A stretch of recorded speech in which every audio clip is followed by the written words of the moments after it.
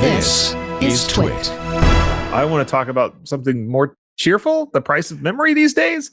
Oh, that I hope it doesn't get too expensive. I'm having trouble with my memory already.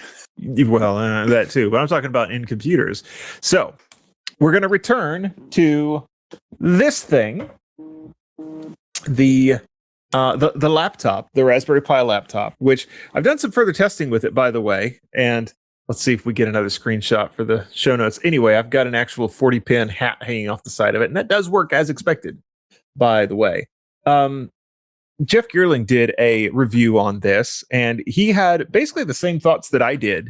Really well made, surprisingly useful, but the price is a hard sell. And here's the thing, the price is now an even harder sell on something like that, or even the Raspberry Pi in general, because now for the second time in 2 months, Raspberry Pi has announced price increases across the line for their devices.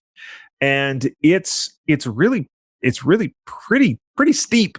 So on the 16 gig Raspberry Pis, the 500, the 500 plus, the Pi 5, it goes up by $60 for 16 gig, which really means that these things are getting to be quite expensive, like $200 in some cases for a Raspberry Pi, which is quite the departure from the $35 computer it started out to be. Now, in their defense, I believe you can still buy $35 Raspberry Pis. But if you want, the Pi 5 with 16 gigs of RAM, you're going to have to pay significantly more than that. Eben Upton says it's temporary, and hopefully when the AI craze lets up and the price of RAM comes down universally, they'll be able to drop the price back to something reasonable. It looks like the Raspberry Pi 5 16 gig is $205 on the various places right now.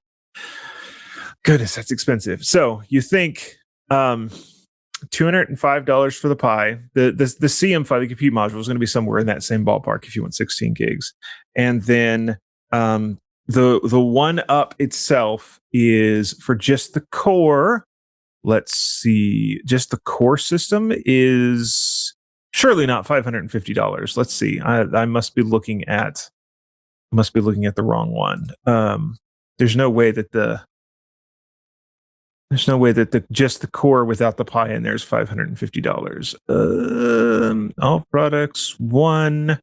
Here we go. $400. There we go. The shell. That's it. The core is the whole thing. The shell is just the laptopy bits. So $400 for the Argon One shell, and then $200 for the Pi CM5. So you're talking about that thing's a $600 laptop, and it's not terrible, but it's not the most performant laptop ever. The port selection is not the greatest ever, although it does have some tricks that only it has, like being able to run a Raspberry Pi hat like I was doing there. So it's a tough sell right now. I still like it a lot. I'm glad I bought it when I did. So I got the Argon One shell at the early bird pricing, and then I bought the CM5 right away because I knew I wanted to do it. And so I immediately went and said, okay, where's the CM5 in stock, and bought it then. And so I got to pay the before the RAM prices went nuts price for it. And, at that, it was a pretty reasonable deal. Now, $600 is a lot when you can go buy a MacBook M1 and throw a Sahi on it. You can probably get those used for less than that. It's probably significantly less than that for the M1.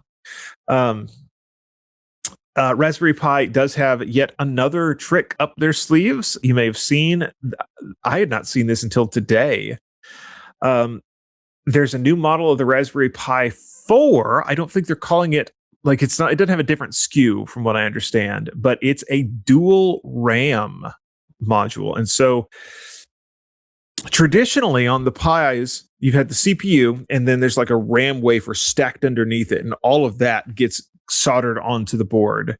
And now with this new version, you have the CPU and potentially some RAM on one side, and then a secondary RAM chip on the other side of the board, which is really interesting. Now, when I saw this, I immediately thought, what is that going to do for people's temperature like their thermal cooling solution. So one of the things that has been it's been kind of nice that it's stacked together, because that means there's really only one chip surface you have to cool. And I guess I'm not sure, is it going to be more? So if you put, let's say, some goop and a heat sink on both sides of this, where you've got some RAM on the bottom and some RAM on the top with the CPU, is it going to be more efficient because you've got an extra heat sink, or is it going to be less efficient because you're making a you're making a very hot sandwich? I don't know. It's going to be different, and I think people are going to have to experiment and play around with this. Particularly, like if you do overclocking on the Pi 4, it's going to make a difference. It'd be very interesting to see what happens with that. And then also in the show notes, we've got the link off to Gearling's video, because of course he did a great job talking about the 1-up, the Argon 40 1-up, and the issues around the Raspberry Pi. So, I mean, I'm still a huge Raspberry Pi fan, but man, it's a hard time to be a Raspberry Pi enthusiast. It's kind of a hard time to be a computer enthusiast, actually. Goodness. Yeah, I found that article by, I want to say, Joey Snedden. Very interesting in regards to the dual chip, especially since it went down the rabbit hole to a PDF that says that the change is because they're able to get multiple sources of RAM devices that have been qualified for use on the Raspberry Pi 4 Model B, and it's that Model B that has the dual RAM. And one of the manufacturers that that PDF list is Rayson. They can get 1 gig, 2 different types of 1 gig memory, 2 different types of 2 gig memory, and 1 type of 4 gig. So if they do that with the 4 gig, is that potentially 8 gigabytes of memory for the Pi 4? That would be interesting if they were to go retrofit and do. I doubt it. I doubt they would. Well, no, it's going to be a new board. Right.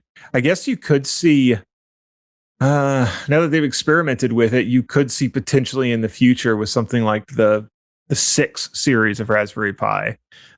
Do they do this arrangement and do a 32 gig Raspberry Pi 6?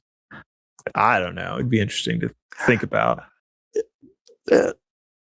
Maybe if the price works.